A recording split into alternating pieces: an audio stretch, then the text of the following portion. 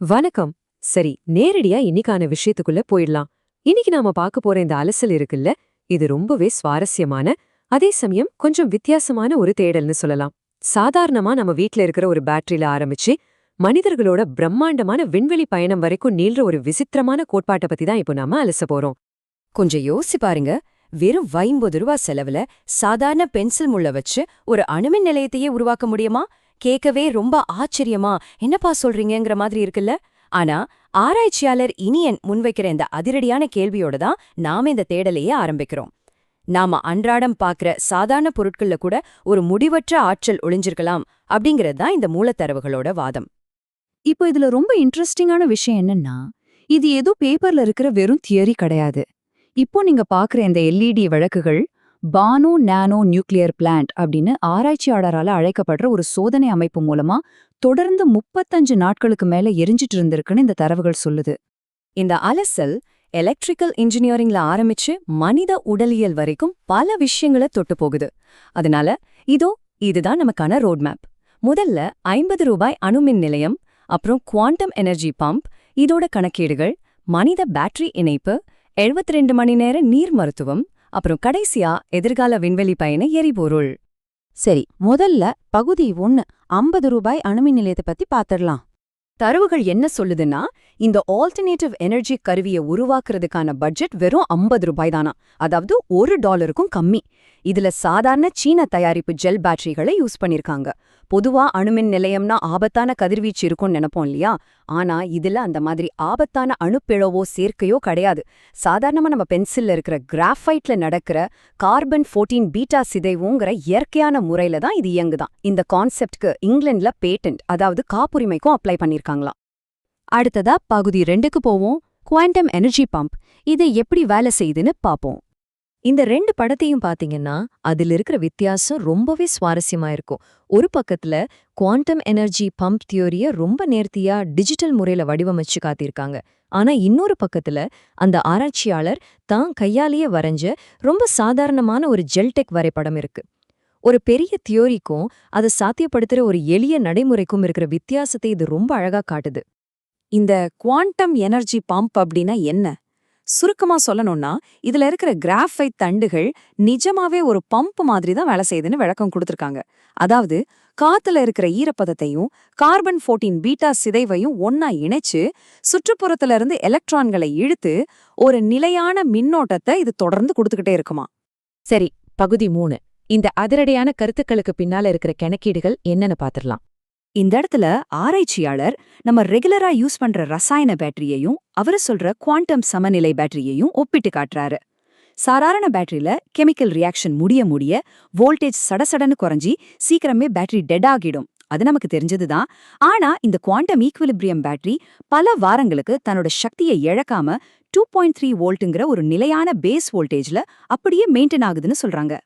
தரவுகள்ல கொடுத்திருக்கிற வாட்ஸ்அப் பதிவுகள்ல ஒரு ரொம்ப முக்கியமான பாயிண்ட் இருக்கு. அதுதான் இந்த 0.02 வோல்ட்.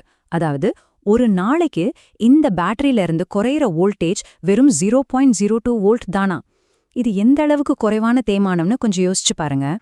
ஆராய்ச்சியாளரோட கணக்குப்படி 35 நாட்கள் தொடர்ச்சியா எரியவிட்ட பிறகும் 3.0 வோல்ட்ல இருந்து 2.3 வோல்ட்டா வெறும் 0.7 வோல்ட் மட்டும்தான் குறைஞ்சிருக்கு. இத வச்சு அவர் என்ன சொல்றாருன்னா, இது ஒரு பெர்ஃபெக்டான குவாண்டம் சமநிலையை அடைஞ்சிருக்கு. செலவாகிற எனர்ஜிய இது காத்திலிருந்து மறுபடியும் எடுத்துக்குது. அதனால தியரி படி பார்த்தா இந்த பேட்டரியோட ஆயுட்காலம் 60 மாசங்கள், அதாவது முழுசா 5 வருஷம் வரைக்கும் உழைக்கும்னு சொல்றாரு. இப்போ பகுதி 4 மனித பேட்டரி இணைப்பு. இங்கதான் நம்ம அலசர் ஒரு பெரிய டேர்னிங் பாயிண்ட சந்திக்க போகுது. இதுவரைக்கும் நம்ம பேட்டரி, வோல்டேஜ், கரண்ட்னு பேசிட்டு இருந்தோம் இல்லையா? இப்போ அப்படியே நம்ம மனித உடலியலுக்கு வரப்போறோம். மனித உடலும் சுமார் 12% கார்பனால ஆனதுதானே.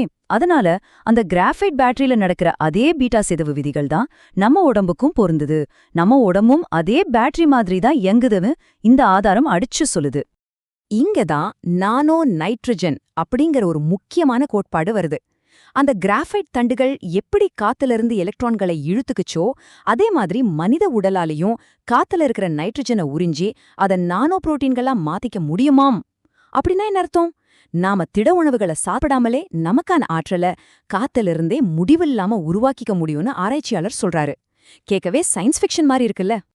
இந்த வியூவை நம்ம புரிஞ்சுக்கணும்னா அவங்க உணவை எப்படி பாக்குறாங்கன்னு தெரிஞ்சுக்கணும். அவங்கள பொறுத்தவரையும் நாம சாப்பிடுற சாப்பாடு நம்ம உடம்புக்கு எரிபொருள் கிடையாதான். அது நம்ம உடம்புங்கிற பேட்டரிய சீக்கிரமா காலி பண்ற ஒரு நச்சு கழிவு.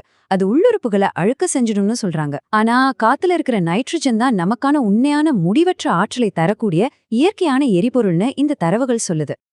அடுத்ததா பகுதி 5 72 மணி நேர நீர் மருத்துவம். சரி, அப்போ நம்ம உடம்ப எப்படி இந்த மாற்றாற்றலுக்கு மாற்றுறது? அதுக்கு தான் தரவுகள்ல இந்த 72 மணி நேர நீர் மருத்துவம் அப்படிங்கிற ஒரு ஸ்பெஷலான முறைய கொடுத்திருக்காங்க. ரொம்ப சிம்பிள். முதல் படி, முழுசா 3 நாளைக்கு எந்த விதமான திட உணவும் சாப்பிடக்கூடாது. 2வது, நிஜமாவே பசி எடுக்கும் போது மட்டும்தான் தண்ணி குடிக்கணும். இப்படி செஞ்சா நம்ம உடம்புல இருக்கிற ஜீரண உறுப்புகளுக்கு முழுமையான ரெஸ்ட் கிடைச்சு உடம்பு தன்னை ரீசெட் பண்ணிக்கும், கழிவுகள் எல்லாம் வெளியேறிடும் சொல்றாங்க. இதுல ஒரு கடுமையான எச்சரிக்கையும் சொல்லப்பட்டிருக்கு. ஒருத்தர் 50-55 வயசுக்கு மேலையும் இந்த இயற்கை ஆற்றல் விதிகளுக்கு மாறாம பழையபடியே சாப்பிட்டுட்டு இருந்தாருன்னா அவரோட உடம்பு தானாகவே எல்லா செல்களையும் அழிக்கத் தொடங்கிடுமா. அதாவது உடம்பு ஒரு நிரந்தரமான பாடி செல் ஆஃப் நிலைக்கு போயிடும்னே ஆராய்ச்சியாளர் ரொம்ப தீவிரமா எச்சரிக்கிறாரு. ஃபைனலா பகுதி 6 எதிர்கால விண்வெளி பயண எரிபொருள்.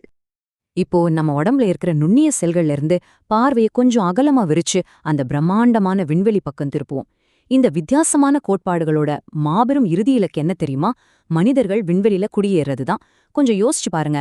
மனிதர்களுக்கு உணவும் தேவையில்லை, கருவிகள் இயங்க பேட்டரிகளுக்கு ரசாயன எரிபொருளும் தேவையில்லை அப்படின்னா ராக்கெட்கான மாபெரும் செலவு குறைஞ்சிடும். கனமான சாப்பாட்டை சுமந்துட்டு போக வேண்டிய அவசியமே இருக்காது.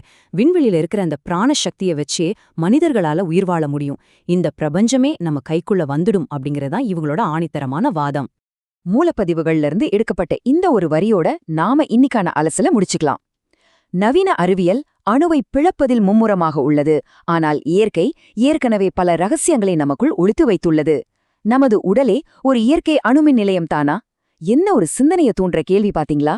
நிலைநிறுத்தப்பட்ட சயின்ஸ்க்கும் இயற்கையோட அளப்பரிய ஆற்றல் குறித்த இந்த மாதிரி மாற்று சிந்தனைகளுக்கும் இடையில எவ்வளவு பெரிய இடைவெளி இருக்குல்ல? இதுல ஆராயறதுக்கு இன்னும் எக்கச்சக்கமான விஷயங்கள் இருக்கு. கண்டிப்பா உங்களை யோசிக்க வச்சிருக்கோன்னு நம்புறேன். மறுபடியும் சந்திப்போம்.